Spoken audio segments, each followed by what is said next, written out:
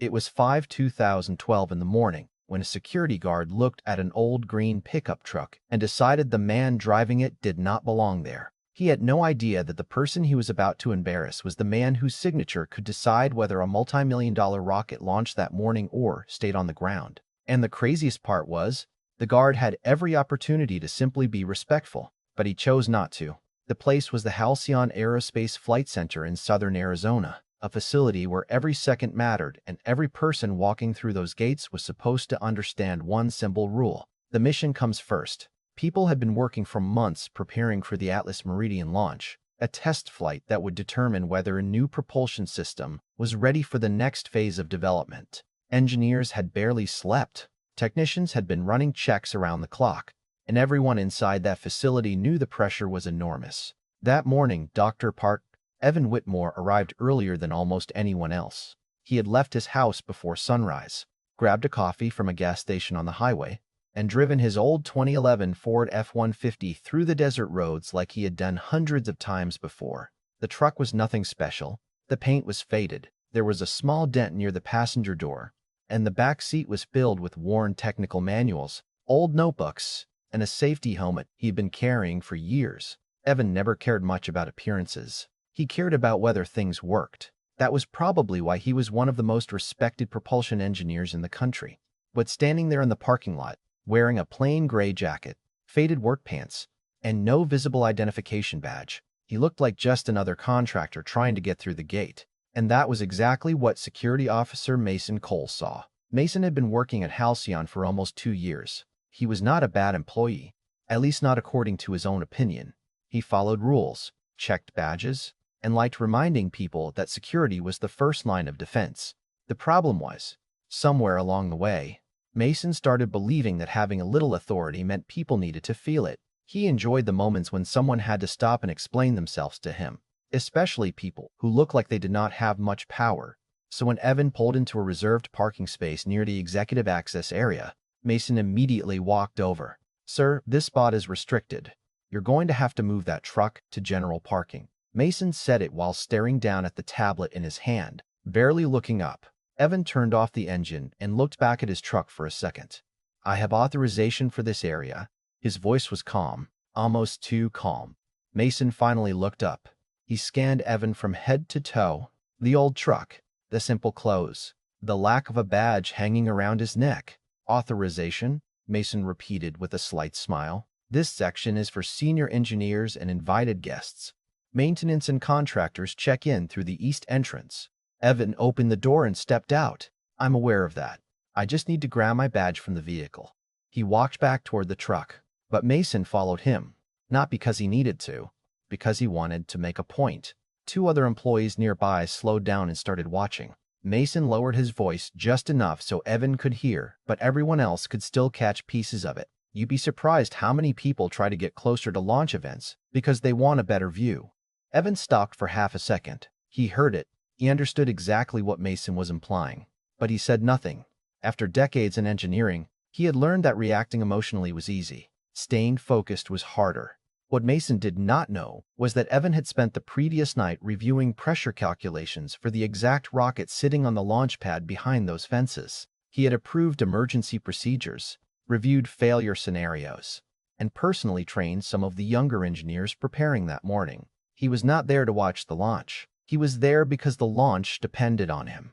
About 20 feet away, a young engineer named Claire Bennett noticed what was happening. Claire was 29 years old and only 4 months into her first major aerospace assignment. She was nervous that morning because everything felt bigger than anything she had ever done before. She had checked her sensor reports 3 times, then checked them again because she was convinced she had missed something. She carried a tablet full of pressure readings and a notebook filled with questions she was afraid to ask. But when she looked at Evan, she immediately recognized him. He was the man who had spent an entire afternoon during her first week explaining propulsion systems to a room full of new engineers. He was the person who told them that the smallest detail could save an entire mission. She remembered writing down every word, and now she was watching someone treat him like he was someone who had wandered into the wrong parking lot.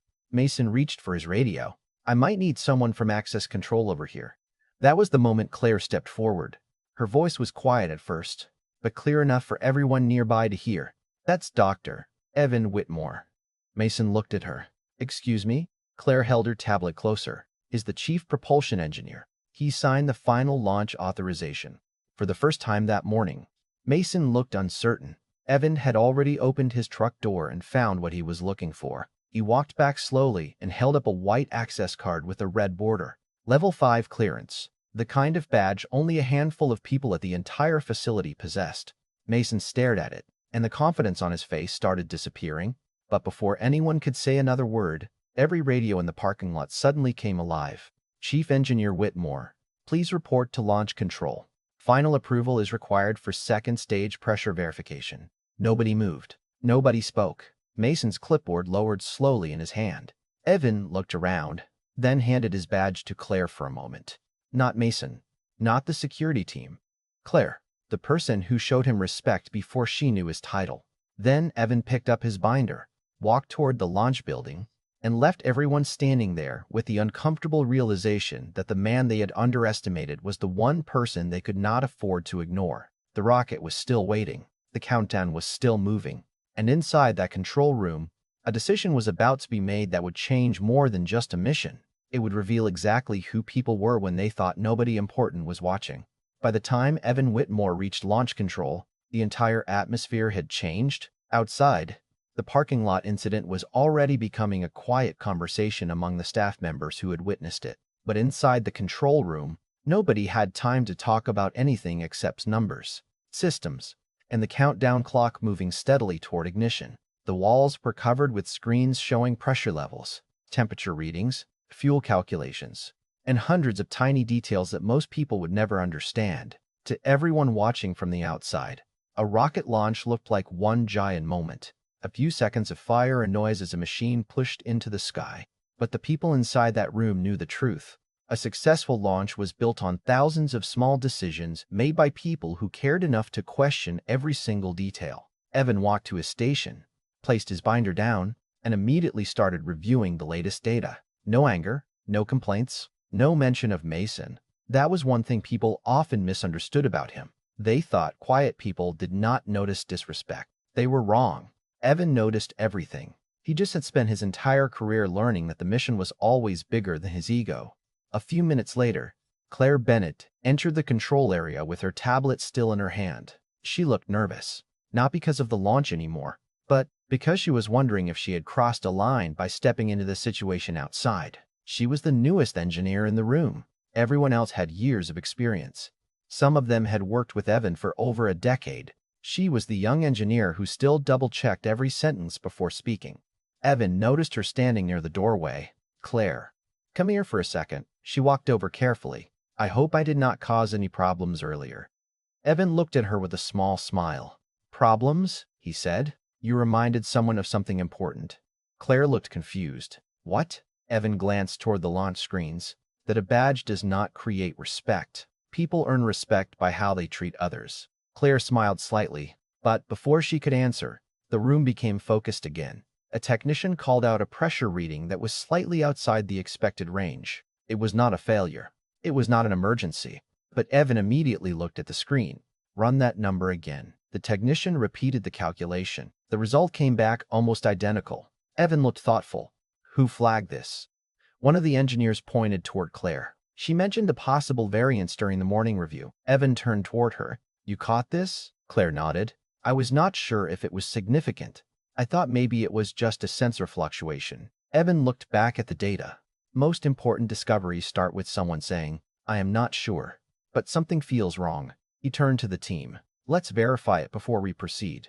That moment stayed with Claire, not because Evan praised her, not because everyone suddenly noticed her. It was because the most experienced engineer in the building had listened to the newest person in the room, and that was something she never forgot. Meanwhile, outside the control building, Mason Cole was beginning to realize the seriousness of what had happened. At first, he tried to defend himself. He told another security officer that he was just enforcing parking rules. Technically, he was right. The problem was never the rule. The problem was how he used it. Several employees had already reported the way he spoke to Evan. They explained how he assumed the worst before asking questions, how he made a public example out of someone simply because the man did not look important. Mason kept saying the same thing. I did not know who he was. But that was exactly the point everyone kept coming back to. Respect was not supposed to begin after you discovered someone's title. It was supposed to exist before that. The security company reviewed the reports before the rocket even left the launch pad. There was no dramatic argument, no shouting match, no revenge scene like something from a movie. Real consequences usually happen quietly. A meeting, a report, a decision made behind closed doors. By early afternoon, Mason was removed from the assignment pending further review. His company received formal notice that their contract with Halcyon Aerospace would not be renewed after the current term. The reason was not one mistake in a parking lot. It was a pattern of poor judgment in a place where judgment mattered. Back inside the facility, the countdown continued. The final checks were completed.